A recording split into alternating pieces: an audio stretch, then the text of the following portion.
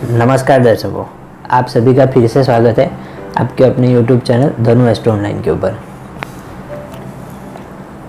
जन्म कुंडली के 12 भावों में कारक ग्रह के विषय में एक अनोखी विषय और बहुत ही महत्वपूर्ण विषय के ऊपर कार्यक्रम लेकर के फिर से आप सभी के सामने उपस्थित हुआ हूँ। जन्म कुंडली के कुल 12 भाव होते हैं। 12 भाव में अलग अलग ग्रह को कारकत्व मिला हुआ है। कारकत्व यानी उस क्षेत्र के जो भी कार्य होते हैं वो इन ग्रह को दिए गए होते हैं। जन्म कुंडली के 12 भावों में अलग अलग ग्रह, एक से अधिक ग्रह भी कारक हो जाते हैं। तो आज उसी के ऊपर चर्चा लेकर के आपके सामने उपस्थित हुआ हूँ।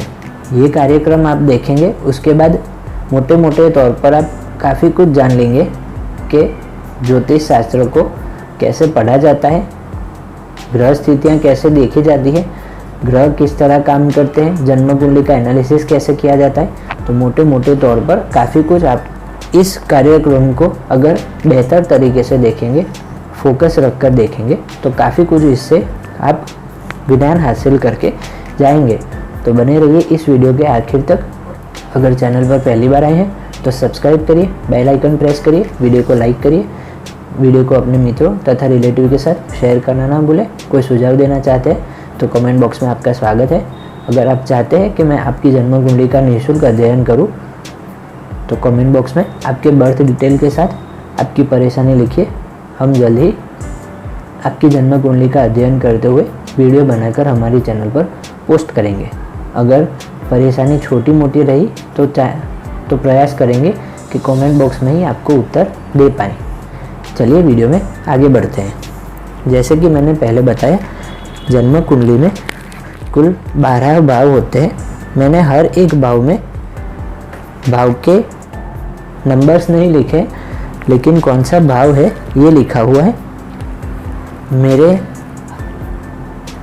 मेरी राइटिंग कुछ इतनी अच्छी खास है नहीं, तो क्षमा चाहूँगा अगर आप पढ़ ना पाएँ। तो मैं बोलूँगा, उसके ऊपर आप ध्यान रखेंगे तो आप काफ़ी कुछ समझ लेंगे।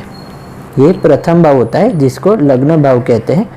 प्रथम भाव हर एक कुंडली में, हर एक किसी जातक की जन्म कुंडली में, हर एक कुंडली में इसी को लग्न भाव कहते हैं। ये भाव जो होता है, ये चतुर्भुज भाव कभी बदलते नहीं। राशियाँ बदल सकती है, भाव जो होते हैं वो वही रहते हैं, भाव कतई कभी भी नहीं बदलते।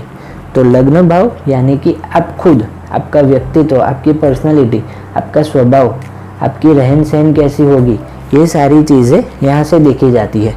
जितना आपका लग्न भाव और लग्नेश मजबूत होंगे, जितने ही अच्छी अवस्था में बैठे होंगे, तो आपका व्यक्तित्व, आपकी पर्सनालिटी उतनी ही बेहतरीन तरीके से दूसरों के ऊपर आप इम्प्रेशन डाल सकते हैं, इतनी ही अच्छी तरीके से आप प्रभाव डाल सकते हैं। तो प्रथम भाव हो गया लग्न का, यानी कि आप खुद, आपका व्यक्तित्व, उसमें चंद्र और सूर्य को कारकत्व मिला हुआ है। प्रथम भाव यानी कि लग्न भाव में सूर्य तथा चंद्र को कारकत्व मिला हुआ है। चंद्र होता है मन और सूर्य होता है आत्मा। इन दोनों से तो हम जिंदा रहते हैं ना। ये दोनों नहीं होंगे तो हमारा जिंदा रहना पॉसिबल नहीं है, संभव नहीं है। इस वजह से प्रथम भाव में सूर्य और चंद्र को कारकत्व दिया गया है। दिग्बल अलग चीज़ है, वो किसी और कार्यक्रम में मैंने बताया हुआ है। तो दिग्बल के लिए आप वो कार्यक्रम देखिए। ये कार्यक्रम सिर्फ और सिर्फ कारक ग्रह के लिए बताया हुआ है मैंने। तो कारक यहाँ पर सूर्य और चंद्र हो जाते, मन और आत्मा। सूर्य होता है प्राण, प्रतिष्ठा, मान, सम्मान, गौरव, यश, कीर्ति। तो वो यहाँ लग्न भाव में कारक होते हैं। चंद्र होता है मन, मानसिकता। तो यहाँ पर चंद्र भी कारक ग्रह हो जाते हैं। उसके बाद द्वितीय भाव की बात करें अगर, तो द्वितीय भाव में गुरु कारकत्व ले लेते हैं, क्योंकि दूसरा भाव होता है धन का संचय करना। आप कितना धन इकट्ठा करेंगे, कितना धन आप बचा पाएंगे, उसका भाव होता है दूसरा भाव। आपकी पैतृक संपत्ति का भाव होता है। आपके पिताजी के पास से आपको मिलने वाली पैतृक संपत्ति, आपको आपके पिताजी अथवा उनके पिताजी, आपके चाचा के पास से आपको क्या प्रॉपर्टीज़ में मिलेगा, वारसदार जो बोलते हैं ना, उसमें वारसाई में क्या मिलेगा आपको, ये यहाँ दूसरे भाव से देखा जाता है और उसके कारक होते हैं गुरुदेव। इस वजह से दूसरे भाव में गुरुदेव को कारकत्व मिला है। उसके आगे बात करें तो बुध देव भी दूसरे भाव में, द्वितीय भाव में कारक हो जाते हैं। क्यों? क्योंकि दूसरा भाव होता है वाणी का भाव। आप क्या बोलेंगे, कैसा बोलेंगे, विचार करके बोलेंगे या ऐसे ही उटपटांग बोलते रहेंगे, ये सारी चीज़ें बुध के आधार पर आती है। बुध होता है बुद्धि और वाणी, कम्युनिकेशन, बातचीत करने की जो छटा होती है वो बुध से देखी जाती है। इस वजह से दूसरे भाव से हमें बुध का कारकत्व भी देखने को मिल जाता है। तथा केतु, क्योंकि आकस्मिक धन देने वाला ग्रह केतु कहा गया है। आकस्मिकता कुछ भी हो जाए, सडन कोई भी फर्क आ जाए, एकदम से ही कुछ परिवर्तन आ जाए, ड्रास्टिक चेंज हो जाए, तो उसके कारक होते हैं केतु देव। अचानक से ही आपको धन मिल जाए, कहीं से छुपा हुआ, जमीन में गड़ा हुआ ऐसा कोई धन मिले, तो उसके कारक होते हैं केतु देव। इस वजह से यहाँ पर उनको कारकत्व मिल जाता है। द्वितीय भाव की बात कर ली, उसके बाद आगे बात करते हैं तृतीय भाव की। तृतीय भाव में मंगल देव को कारकत्व मिला हुआ है, क्योंकि मंगल देव होता है पराक्रम, परिश्रम, मेहनत। आप कितना अपनी निष्ठा बनाकर अपने फोकस कितना करेंगे, आप कितना डेडिकेटेड रहेंगे, आपका लक्ष्य कितना बड़ा होगा, आप लक्ष्य के प्रति कितने समर्पित रहेंगे, ये सारी चीज़ें मंगल से देखी जाती है और तीसरे भाव से देखी जाती है। इस वजह से मंगल को यहाँ पर कारकत्व दिया गया है। तथा तृतीय भाव आपके छोटे भाई बहनों का भी होता है। तो छोटे भाई बहन आपके कैसे होंगे, आपका उनके साथ व्यवहार कैसा होगा, आपका संबंध कैसा रहेगा, ये सारी चीज़ें तीसरे भाव और मंगल से देखी जाती है। तथा तीसरे भाव में राहु को भी कारकत्व मिला हुआ है, क्योंकि राहु देव भी कहीं ना कहीं पराक्रम, परिश्रम, मेहनत, ये सारी चीज़ें यहाँ पर दिखाते हैं। इस वजह से राहु भी अगर वहाँ बैठे हो तो अच्छा परिणाम देते हुए देखे गए हैं। उसके बाद आगे अगर बात करें तो चतुर्थ भाव की। चतुर्थ भाव में यहाँ पर काल पुरुष की कुंडली में चंद्र की ही राशि होती है और चंद्र यहाँ पर दिग्बल भी प्राप्त करते हैं तथा चंद्र यहाँ पर कारक भी हो जाते हैं। दिग्बल का विषय अलग है, उसके ऊपर हमने पहले वीडियो बनाया हुआ है, आप हमारी चैनल के प्लेलिस्ट में जाकर के देख सकते हैं, आपको वहाँ पर मिल जाएगा। चंद्र यहाँ पर कारक इस वजह से हो जाते हैं क्योंकि चंद्र को माँ का कारक कहा गया है, माता जी का, और माता जी आपके चतुर्थ भाव से ही देखी जाती है। इस वजह से चतुर्थ भाव में चंद्र को कारकत्व मिला हुआ है तथा चंद्र हर एक सुख देने वाला ग्रह भी चंद्र ही होता है। इस वजह से चंद्र को यहाँ पर कारकत्व मिला हुआ है। कहीं ना कहीं बुध को भी यहाँ पर कारकत्व दिया गया है और शनि देव को भी चतुर्थ भाव में ही कारकत्व दिया गया है। क्यों? क्योंकि चतुर्थ भाव होता है आपके स्व उपार्जित धन का, कि आप खुद, चतुर्थ भाव से हम खुद की संपत्ति का देखते हैं। दूसरे भाव से हमने पिताजी की संपत्ति का देखा, यहाँ से हम खुद की संपत्ति का विचार करते हैं। इस वजह से शनि देव को यहाँ चतुर्थ भाव में कारकत्व मिला हुआ है। वैसे एक बात बता दूं, शनि देव जिस भाव में बैठते हैं उस भाव की वृद्धि करते हैं और जहाँ दृष्टि डालते हैं वहाँ विच्छेद कर देते हैं, वहाँ परेशानियाँ ला करके खड़ी कर देते हैं। शनि देव अगर चतुर्थ भाव में बैठ जाए, जातक को परेशान किए बिना छोड़ते नहीं, और वृद्धावस्था में तो शनि देव बहुत पीटते हैं, बहुत परेशान कर देते हैं। शनि देव यहाँ चतुर्थ भाव में बैठे हो तो बहुत परेशान कर देते हैं, क्योंकि उनकी 10वीं दृष्टि आपके लग्न पर होती है, उसका विच्छेद करते हैं तथा कोई भी काम आपका टाइम से होने नहीं देते, समय पर आपका कोई भी काम नहीं होगा शनिदेव की दृष्टि अगर आपके लग्न भाव पर आ जाए तो। उसके आगे अगर बात करें तो पंचम भाव की। पंचम भाव में देवगुरु बृहस्पति को कारकत्व मिला हुआ है। क्यों? क्योंकि पंचम भाव होता है आपके ज्ञान का, आपके नॉलेज का, आपकी शिक्षा का, आपकी पढ़ाई का, आपके संतान का, आपके पूर्व जन्म का, इन सभी चीज़ों के कारक गुरुदेव को कहा गया है। इस वजह से पंचम भाव में गुरुदेव को मोटे मोटे तौर पर कारकत्व दिया गया हुआ है। वैसे गुरुदेव पंचम भाव में अति विशिष्ट कारक भी होते हैं। अगला वीडियो अति विशिष्ट कारक ग्रह के ऊपर भी आ रहा है, तो वो देखना भी ना भूलेगा। गुरुदेव यहाँ पर कारक तथा अति विशिष्ट कारक भी यहीं पर होते हैं। उसका वीडियो जल्दी आएगा हमारे चैनल पर, वो ज़रूर से देखिएगा, आपको ज़्यादा और जानकारी मिल पाएगी। उसके बाद पंचम भाव में बुध देव को भी कारकत्व दिया गया है, क्योंकि पंचम भाव होता है आपके विचारों का, आपकी समझ शक्ति का, आपके थॉट प्रोसेस का। Budh Dev banking sector, fix deposit, stock market, इन सभी चीज़ों का कारकत्व बुध देव को मिला है और कहीं ना कहीं ये सारी चीज़ें भी पंचम भाव से देखी जाती है। इस वजह से अगर पंचम भाव में बुध देव बैठा हो तो वहाँ पर वो अच्छी प्रभाव देता है। शर्त इतनी है कि किसी अच्छे ग्रह की, शुभ ग्रह की उनके ऊपर दृष्टि होनी चाहिए, क्योंकि अगर कारक ग्रह खुद के घर में बैठ जाएगा, कारक भाव में बैठ जाएगा, तो वहाँ कारक भाव नाश कर देगा।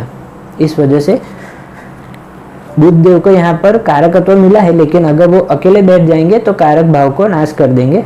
उनके साथ कोई शुभ ग्रह बैठ जाए, जैसे शुक्र हो गए, क्योंकि शुक्र उनके नज़दीक ही रहते हैं वैसे, या गुरु चंद्र जैसे अच्छे ग्रह, शुभ ग्रह से वो दृष्ट हो जाए, तो यहाँ पर बुध देव भी श्रेष्ठ परिणाम देते हुए देखे गए हैं। वैसे ये मेरा अलग से विचार है, हालांकि शास्त्रों में ऐसी कोई बातचीत नहीं है, लेकिन मैं यहाँ मानता हूँ कि शुक्र भी कारकत्व प्राप्त करते हैं, क्योंकि शुक्र देव होते हैं प्रेमी। आपके स्त्री के कारक तो होते ही हैं, लेकिन प्रेम, फीलिंग्स, आपके प्रेमी के साथ आपके संबंध, वो भी पंचम भाव से देखे जाते हैं और कहीं ना कहीं उसमें शुक्र का बहुत बड़ा हाथ होता है। तो मेरा मानना ये है कि यहाँ पर शुक्र को भी कारकत्व मिला हुआ है। हालांकि ऐसा शास्त्र में कहीं पर भी लिखा गया नहीं है, ये मेरा पर्सनल थिंकिंग है कि यहाँ पर शुक्र देव भी कारक हो जाते हैं, क्योंकि यहाँ से प्रेम विवाह तथा प्रेमी के विचार किया जाता है और इस वजह से मैं यहाँ पर शुक्र को भी कारक देखता हूँ। आगे बात करें षष्ठ भाव यानी कि छठवें भाव की, तो छठवां भाव होता है रोग, रिपु, ऋण, यानी कि बीमारियां, शत्रु और कर्ज। तो कर्ज के कारक होते हैं मंगल देव। छठवें भाव में मंगल की राशि बन जाए, चाहे मंगल बैठ जाए, चाहे कहीं से भी मंगल की दृष्टि छठवें भाव पर आ जाए, तो आपको कर्ज में कभी डुबाएंगे नहीं। ये एक श्योर बात है कि आप कभी भी मंगल देव यहाँ पर बैठे या चाहे देख ले, चाहे उनकी राशि बन जाए, तो कभी भी आप कर्ज में डूबेंगे नहीं। कर्ज आप चाहे जितना भी ले लें, आप उसमें से बाहर ही आएंगे। हालांकि उसके लिए आपका लाभ तथा दशम भाव भी मजबूत होना चाहिए, क्योंकि आय और व्यापार के बिना तो कोई भी आदमी कर्ज से बाहर नहीं निकल पाएगा। लेकिन यहाँ पर मंगल बैठे हो तो अच्छे परिणाम देखे जाते हैं। कर्ज में खास तौर पर ऋण जो होता है, बैंक लोन हो जाए, चाहे पर्सनल कोई लोन हो जाए, चाहे कार लोन हो जाए, होम लोन हो जाए, कोई भी कर्ज जो भी होता है ये यहाँ से छठवें भाव से देखा जाता है और मंगल उसके कारक होते हैं। इस वजह से यहाँ पर मंगल को कारकत्व मिला हुआ है तथा शनि देव को भी यहाँ पर छठवें भाव में कारकत्व मिला हुआ है, क्योंकि बीमारियाँ जब भी देखते हैं हम, रोग कोई भी देखते हैं, वो देने वाले ग्रह होते हैं शनि। और शनि यहाँ पर छठवें भाव से, क्योंकि बीमारियों का भी विचार किया जाता है, इस वजह से शनि देव को यहाँ पर कारकत्व मिला हुआ है। शनि देव अगर यहाँ अकेले बैठ जाते हो तो शत्रु हंता योग भी बना देते हैं। जातक के चाहे कितने भी शत्रु हो जाए, अगर बलि शनि यहाँ पर बैठे हुए हैं, किसी शुभ ग्रह से दृष्ट हो जाए, चाहे अच्छी कोई पाप ग्रह का प्रभाव ना हो, खुद की राशि में बैठे हो, मूल त्रिकोण राशि में बैठे हो, चाहे उच्च राशि में बैठे हो, चाहे मित्र की राशि में बैठे हो, तो यहाँ पर शनिदेव बहुत बलवान हो जाएंगे और बेहद अच्छा परिणाम यहाँ पर देते हैं। जातक जीवन भर यहाँ पर शनिदेव बैठा हो तो शत्रु हंता बना रहता है, यानी कि शत्रु उनका कुछ भी नहीं बिगाड़ सकते। उसके बाद बात करें तो राहु को भी यहाँ छठवें भाव में कहीं ना कहीं कारकत्व मिला है। क्यों? क्योंकि यहाँ से दंगे, फसाद, मारपीट, छीलना, कट जाना, ये सारी चीज़ें भी यहाँ से देखी जाती है और उसके लिए राहु और मंगल ये दोनों ग्रह कहीं ना कहीं कारण बनते हैं, कारक बनते हैं। इस वजह से राहु देव को भी छठवें भाव में कारकत्व मिला हुआ है। हमेशा याद रखिएगा, अगर कारक भाव में कारक ग्रह बैठ जाए, अकेला बैठ जाए और उसके ऊपर पाप प्रभाव बढ़ जाए तथा शत्रु राशि में बैठ जाए, तो वो भाव का नाश कर देगा और परेशानियां ला करके खड़ी कर देगा। उससे आगे जाकर के बात करें तो सप्तम भाव की, सप्तम भाव होता है विवाह का, जीवन साथी का। ये आप होते हैं, ये आपका जीवन साथी होता है। यहाँ से कहीं ना कहीं साझेदारी वाला व्यापार यानी कि पार्टनरशिप का बिजनेस भी यहाँ से कहीं ना कहीं देखा जाता है। तथा ये दसम भाव से दसम भाव होता है। ज्योतिष शास्त्र में एक सूत्र है भाव से भाव, यानी कि ये दसम से दसम है, तो यहाँ से कहीं ना कहीं व्यापार तथा आजीविका का भी विचार यहीं से किया जाता है।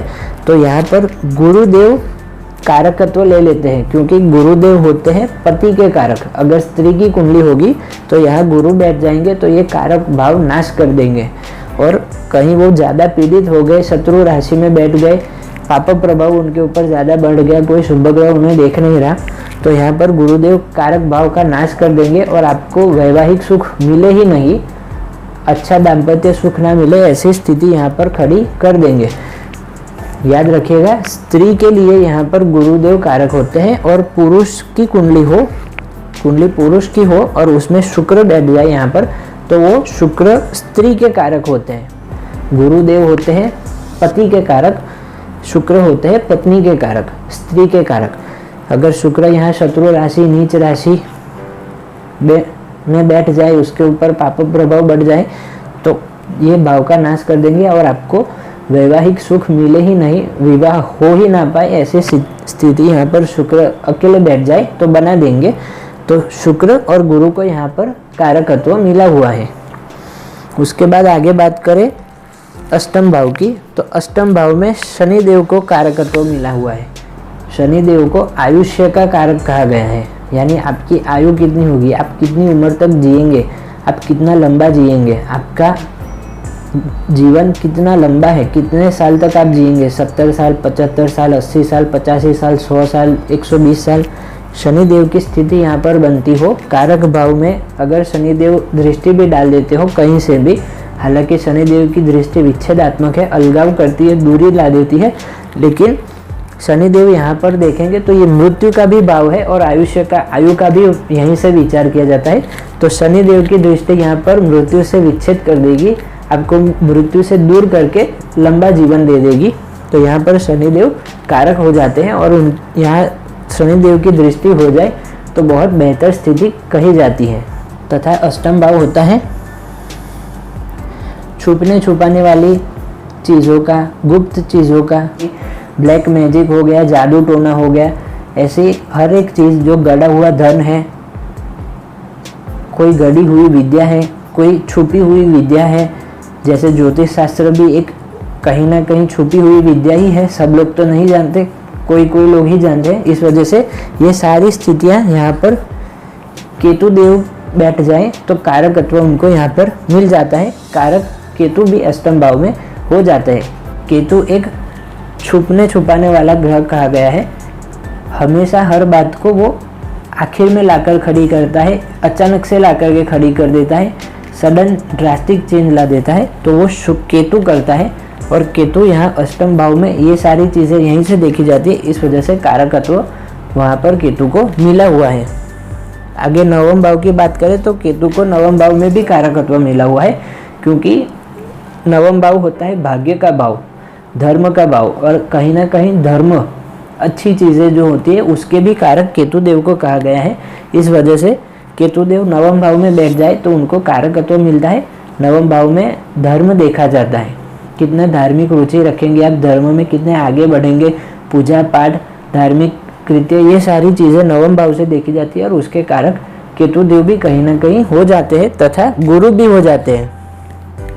गुरु को भाग्य तथा धार्मिक कृत्यों दोनों करने के कारकत्व गुरुदेव को मिला हुआ है। आगे बात करें तो सूर्य भी नवम भाव में कारक हो जाते हैं, क्योंकि नवम भाव होता है आपके पिता के सुख का, आपके पिता का भाव होता है दसम भाव, लेकिन आपके पिता के सुख का भाव होता है नवम भाव, और नवम भाव में इस वजह से सूर्य को कारकत्व मिला हुआ है। कहीं ना कहीं धर्म के ऊपर विचार भी सूर्य नारायण से भी किया जाता है और इसी वजह से यहाँ पर सूर्य को कारकत्व मिला हुआ है। आगे बात करें दसम भाव की। दसम भाव होता है सरकार का, पिता का, कार्यक्षेत्र का, आजीविका का, व्यापार का, बिजनेस का, नौकरी का, ये सारी चीज़ें दसम भाव से देखी जाती हैं। कहीं ना कहीं नौकरी छठवें भाव से भी देखी जाती है। इस वजह से छठवें भाव में शनि को कारकत्व मिला है, क्योंकि नौकरी के कारक, जॉब के कारक ग्रह शनि देव को कहा गया है। इस वजह से छठवें भाव में शनि देव कहीं ना कहीं कारक होते हैं और 10वें भाव में भी होते हैं, क्योंकि 10वें भाव से भी नौकरी का विचार किया जाता है। छठवें भाव में शनि देव कारक होते हैं और 10वें भाव में भी शनि देव कारक हो जाते हैं। स्पर्धात्मक परीक्षाओं के कारक होते हैं बुध देव, जो कि यहाँ छठवें भाव में बुध देव को भी कारकत्व कहीं ना कहीं मिला हुआ है। हालांकि ये बुध देव का छठवें भाव में कारकत्व कहीं शास्त्रों में नहीं लिखा है। ये मैं अपने पर्सनल थॉट्स बताता हूँ, मैं अपना खुद का विचार यहाँ पर, खुद का मत यहाँ पर रख रहा हूँ कि बुध को स्पर्धात्मक परीक्षा के कारक कहा गया है और इसी वजह से छठवें भाव में स्पर्धात्मक परीक्षाओं का भी विचार किया जाता है। इस वजह से यहाँ बुध देव को भी कारकत्व कहीं ना कहीं मिला हुआ है। हम बात कर रहे थे दसम भाव की। दसम भाव में सूर्य को भी कारकत्व मिला हुआ है, क्योंकि सूर्य होता है पिता, 10वां भाव होता है पिता का और सरकार का, राज्य का। आप कहाँ रहते हैं, आपका राज्य कैसा है, आप कौन से राज्य से बिलोंग करते हैं, कौन से स्टेट से बिलोंग करते हैं, तो वो दिखाई देता है 10वें भाव से और उसके कारक होते हैं सूर्य नारायण। इस वजह से सूर्य नारायण को यहाँ पर कारकत्व मिला हुआ है। बुध देव को भी 10वें भाव में कारकत्व मिला हुआ है, क्योंकि 10वां भाव होता है कर्म का भाव। आप व्यापार करते हैं अगर, तो बुध देव होते हैं व्यापार के कारक। इसी वजह से 10वें भाव में बुध देव को कारकत्व मिला हुआ है। कहीं ना कहीं गुरुदेव को भी यहाँ 10वें भाव में कारकत्व मिला हुआ है। आप व्यापार में कितनी उन्नति करेंगे, कितनी प्रगति करेंगे, आपका विचार, आपका ज्ञान व्यापार में कैसा है, आप कितना बेहतर ढंग से व्यापार कर पाते हैं, ये सारी चीज़ें आपको गुरुदेव यहाँ पर दे देते हैं। इस वजह से गुरुदेव को भी 10वें भाव में कारकत्व मिला हुआ है। 10वें भाव की अगर बात करें तो यहाँ पर राहु देव को भी कारकत्व मिला हुआ है, क्योंकि 10वां भाव मैंने जैसे बताया सरकार का होता है, गवर्नमेंट का होता है और राहु को सरकार के भी कारक कहा गया है। सूर्य के साथ राहु को भी यहाँ पर, राहु को यहाँ दिग्बल भी मिलता है, सूर्य को भी यहाँ दिग्बल मिलता है और राहु कहीं ना कहीं पॉलिटिक्स, राजनीति, कूटनीति, इन सभी के कारक राहु देव होते हैं और इस वजह से यहाँ 10वें भाव में अगर बैठ जाएं तो राज्य में आपको विख्यात बना देते हैं, बड़ा बना देते हैं, आगे तक आप जाते हैं। यहाँ राहु देव बैठे हो तो कारकत्व कहीं ना कहीं प्राप्त कर लेते हैं। 11वें भाव में कारक होते हैं गुरुदेव। आप कितना धन अर्जित करेंगे, आपका बड़े भाई कैसे होंगे, आपकी बड़ी बहन कैसी होंगी, आप कितना अलग अलग व्यापार करके कितना अलग अलग तरीके से व्यापार का लाभ ले सकते हैं, आप कितना लाभ प्राप्त करेंगे जीवन में, आप कितनी कमाई करेंगे, आपकी इनकम कितनी होगी। प्रॉफिट हाउस बोलो, इनकम हाउस बोलो, ये 11th हाउस होता है, 11वां भाव होता है और उसके कारक देव गुरु बृहस्पति को कहा गया है। तो यहाँ देव गुरु बृहस्पति कारक हो जाते हैं। आगे द्वादश भाव की बात करें तो वहाँ शुक्र देव को कारकत्व मिला हुआ है, क्योंकि 12वां भाव होता है सैया सुख का, बेडरूम का। पति पत्नी एक होते हैं, जहाँ मिलनसार करते हैं, वो 12वें भाव से देखा जाता है। निंद्रा, आप कितना सोते हैं, कैसा सोते हैं, अनिंद्रा का अगर प्रॉब्लम हो तो 12वां भाव आपका डिस्टर्ब हो, ऐसा देखने को मिल सकता है। शुक्र 12वें भाव में हो तो कारक भी होते हैं और अति विशिष्ट कारक भी होते हैं। अति विशिष्ट ग्रह के विषय पर अगला वीडियो आने वाला है, वो ज़रूर से देखिएगा, आपको ज़्यादा माहिती 12वें भाव की मिल जाएगी। कहीं ना कहीं 12वें भाव में केतु को भी कारकत्व मिला हुआ है, क्योंकि 12वां भाव होता है मोक्ष का भाव। ऐसी बातें बहुत जोर पकड़ती है कि केतु देव 12वें भाव में बैठे हो तो उस जातक का मोक्ष निश्चित है। नहीं सर, ऐसा कुछ भी निश्चित नहीं होता। 12वें भाव में कैसी स्थितियाँ बनती है वो सब देखने के बाद पता चलता है, और मोक्ष तो हमारे हाथ का है ही नहीं, ऊपर वाली जो भी शक्ति है, कुदरत है, उनके हाथों में होता है। लेकिन कहा गया है शास्त्रों में ऐसा कि केतु 12वें भाव में बैठे हो तो वो मोक्ष करवाते हैं, और मोक्ष का भाव 12वां भाव ही होता है, क्योंकि आपने पूरा जीवन देख लिया, उसके बाद ये शून्य से आपने शुरू किया और शून्य पर आकर खड़े हो जाएंगे। इस वजह से यहाँ पर केतु को 12वें भाव में कारकत्व दिया गया है। तथा शनि देव को भी 12वें भाव में कारकत्व मिला हुआ है। क्यों? क्योंकि शनि देव होते हैं आपको अपने जन्म स्थान से दूर ले जाने वाले, आपको अपने जन्म स्थान से हटाने वाले, आपका जो भी बर्थ प्लेस होता है वहाँ से आपको दूर भेजने वाले ग्रह होते हैं। फॉरेन सेटलमेंट के लिए शनि और राहु सबसे मुख्य प्रधान ग्रह देखे जाते हैं। और शनिदेव 12वें भाव में बैठे हो तो वो जातक अपने घर से दूर जाकर कहीं और सेटल हो जाए तो वो सबसे बेहतर स्थिति शनिदेव वहाँ पर देते हैं। और कहीं ना कहीं 12वें भाव से कोर्ट का, न्यायालय का विचार किया जाता है और इनके कारक राहु और शनि को ही कहा गया है। इस वजह से शनि और कहीं ना कहीं थोड़ा बहुत राहु भी यहाँ 12वें भाव में कारकत्व प्राप्त कर लेते हैं। ये सारी चीज़ें थी 12 भाव के कारक ग्रहों की। अगर जन्म कुंडली अध्ययन आप कर रहे हैं और मैंने जितने क्षेत्र बताए और जितने ग्रह बताए उस ग्रह की स्थितियाँ देख लेंगे, उस ग्रह के उस भाव के अधिपति देख लेंगे, उस भाव में कौन सा ग्रह दृष्टि डाल रहा है, उस भाव में कौन सा ग्रह आकर के बैठा है, ये सारी चीज़ें मोटे मोटे तौर पर अगर आप देख लें तो काफ़ी नज़दीकी से आप एनालिसिस कर पाएंगे कि आपके जीवन की स्थिति क्या है और आपके प्रश्न का उत्तर आपके पास सामने आ जाएगा। कारक ग्रह की बात हो गई। अगले वीडियो में अति विशिष्ट कारक ग्रह के ऊपर चर्चा लेकर के फिर से आपके सामने उपस्थित होऊंगा। वो वीडियो भी आपके लिए बहुत माहिती देने वाला वीडियो होगा, इस वजह से अचूक से वो वीडियो देखिएगा। बने रहिए इस चैनल पर, सुरक्षित रहिए, सलामत रहिए। नमस्कार।